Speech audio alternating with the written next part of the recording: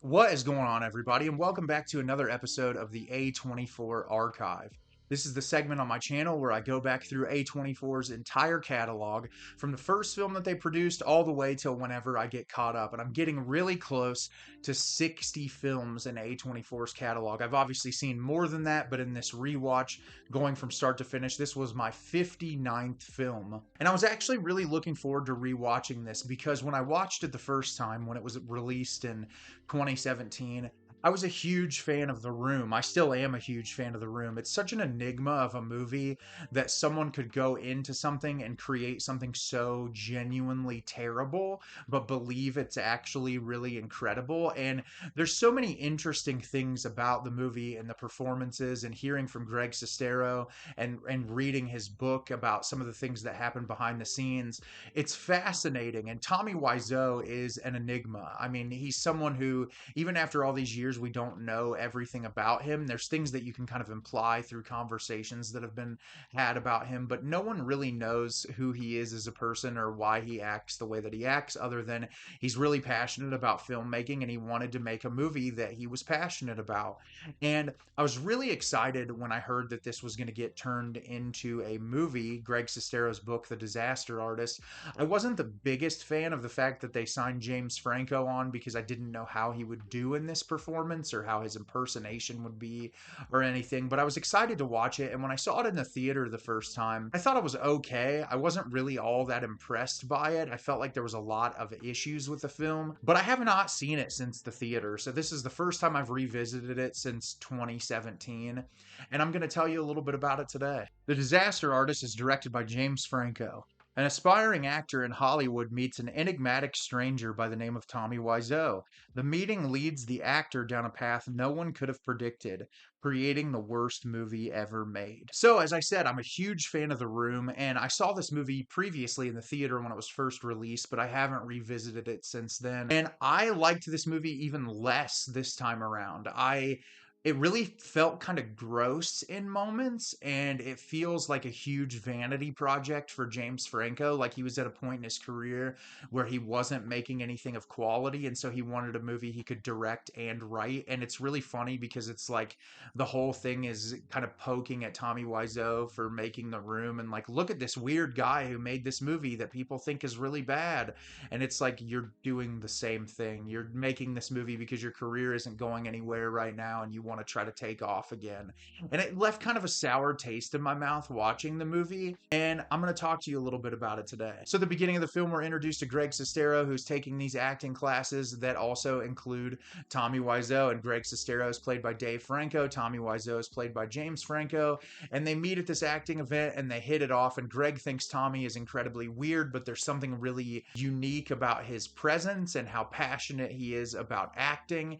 And the two of them decide to move to Hollywood together. And after getting to Hollywood, Greg manages to get an agent, work on some projects, but Tommy can't cement anything. He's constantly failing at auditions. He can't get a talent scout. And so Greg talks to him one day and says, "Hey, let's make a movie together." And Tommy writes the script for The Room, and they end up making the film together. And the entire movie is us seeing their friendship bloom, them make this movie, and all of the issues that occur on set while they're making the film. So, as I said, I liked this movie even less than the first time I watched it. I will say, for starters, for positives, I think James Franco's performance as Tommy Wiseau is exceptional. I think that he is fantastic. His mannerisms, his bodily movements, when you do the side by side comparisons of the scenes, it's really incredible what he's able to pull off here. I think he gave a really fantastic performance and really took his time to kind of understand how Tommy operates, and was able to give a performance that was incredibly believable. Aside from that, I don't have a whole lot of positives to say about the movie, unfortunately.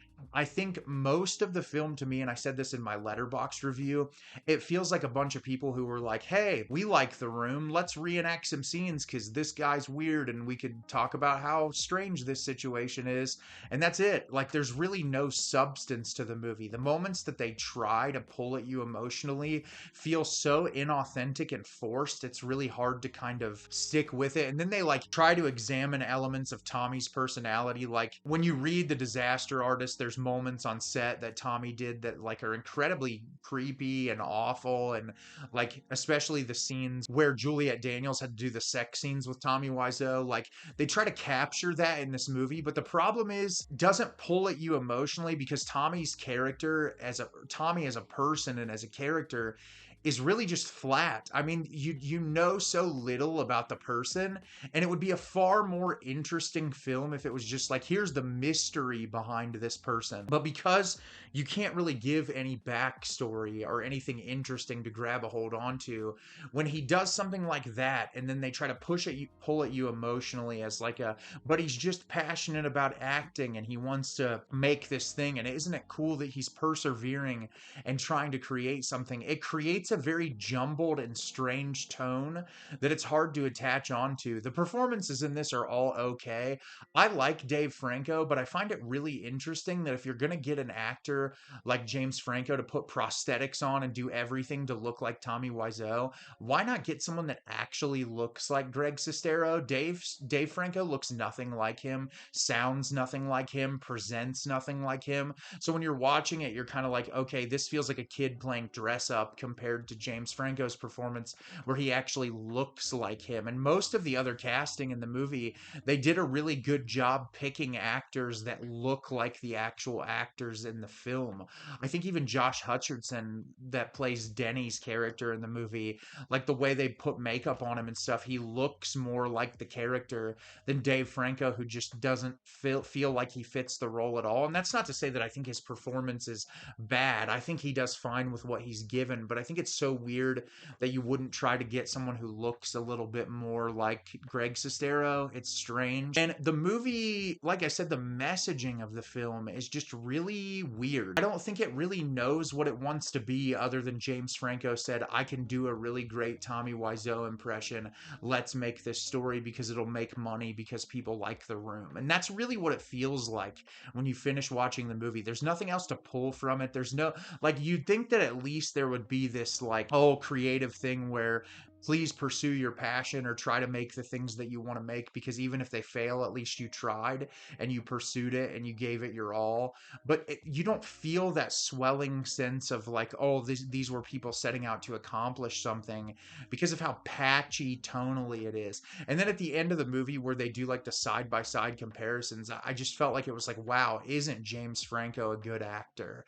And that's all I could pull away from this movie, was like, it's a huge vanity project for James Franco, whose career and all the problematic behavior he's had throughout his life have really sent him on a downward trajectory post the release of this film.